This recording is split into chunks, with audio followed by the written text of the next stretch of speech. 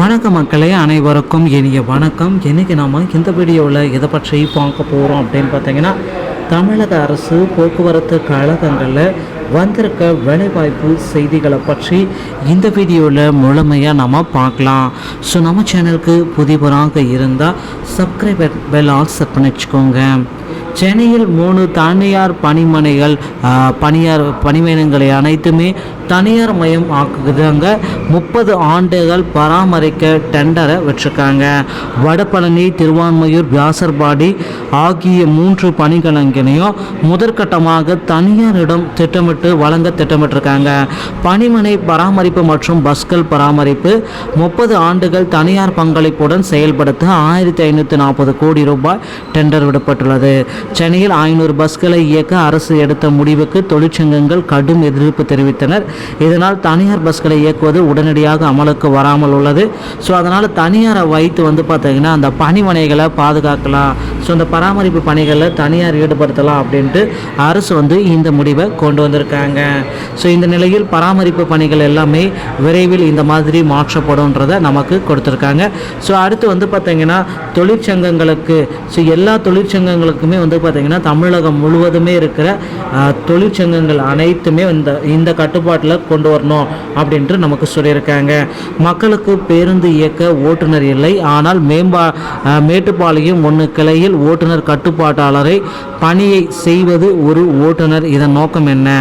So Mettupalayam கிளை 1 கடந்த வாரம் முதல் இன்றைய தேதி வரை 15A என்ற நகர வழித்தட பேருந்தை காலை 4:55 மணிக்கு இரவு பணி செய்யும் வரை ஓட்டுநர் வைத்து செட் அவுட் செய்வது. ஓட்டுநர் இல்லாமல் 3 மணி நேரம் பேருந்து நிலையத்தில் சும்மா நிறுத்திய மர்மம் என்ன? அரசையும் மக்களையும் அதிகாரிகள் ஏமாற்றுவதன் நோக்கம் என்ன? சட்டம் தன் கடமையை செய்ததா? ஸோ இந்த தகவலையும் நமக்கு குறிப்பிட்டு சொல்லியிருக்காங்க. ஸோ அடுத்து பார்த்தீங்கன்னா போக்குவரத்து கழகங்களில் எல்லாருமே எதிர்பார்த்த மாதிரி ஸோ இந்த மிகப்பெரிய ஒரு அறிவிப்பு வந்தாச்சுங்க. ஸோ பள்ளி மாணவர்களுக்கான ஒரு அறிவிப்பு அப்படின்னு கூட நம்ம சொல்லலாம். ஸோ போக்குவரத்து கழகத்தில் இந்த படிக்கட்டுகளில் பள்ளி கல்லூரி மாணவர்கள் மற்றும் பயணிகள் படிக்கட்டுகளில் பயணம் மேற்கொள்வதால் விபத்துகள் தொடர்ந்து நடைபெற்று வண்ணம் உள்ளது. இதனை தவிர்க்க ஓட்டுநர் நடத்துனர்கள் பள்ளி கல்லூரிகளுக்கு அருகில் உள்ள பேருந்து நிறுத்தங்கள் மற்றும் அனைத்து பேருந்து நிறுத்தங்களிலும் நிறுத்தி பள்ளி கல்லூரி மாணவர்கள் பயணிகளை ஏற்றி பேருந்துக்குள் செல்ல போதிய இடவசதி ஏற்படுத்தி கொடுக்க வேண்டும். ஸோ பயணிகள் படிக்கட்டில் நின்று பயணம் செய்யாதவாறு பணிபுரிய வேண்டும். பேருந்து நிறுத்தங்களில் பள்ளி கல்லூரி மாணவர்கள் மற்றும் பயணிகள் பாதுகாப்பான முறையில் ஏறி இறங்குவதை உறுதி செய்த பின்பு தான் பேருந்தை இயக்கத்தையே தொடங்கணும் அப்படின்று சொல்லியிருக்காங்க. ஸோ இதனால் பார்த்தீங்கன்னா இது குறித்து புகார்கள் ஏதேனும் சம்பவங்கள் ஏற்படும் பட்சத்தில் சம்பந்தப்பட்ட ஓட்டுநர் நடத்துனர் மீது நடவடிக்கை மேற்கொள்ளப்படும். எனவே இதன் மூலம் தெரிவிக்கப்படுகிறது. ஸோ ஏறி இறங்குவதை உறுதி செய்த பின்னர் தான் வண்டியை எடுக்கணும் அப்படின்றது ஒரு அறிவிப்பாக கொடுத்துருக்காங்க.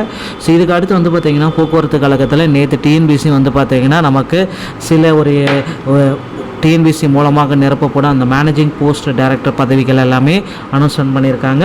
ஸோ இனிவரும் காலங்களில் போக்குவரத்து கழகத்தில் டிஎன்எஸ்டிசியோடைய இணையதளத்தின் வாயிலாக பார்த்தீங்கன்னா டிரைவர் மற்றும் கண்டக்டருக்கு உண்டான பணியிடங்களை விரைவில் நிரப்ப இருக்காங்க.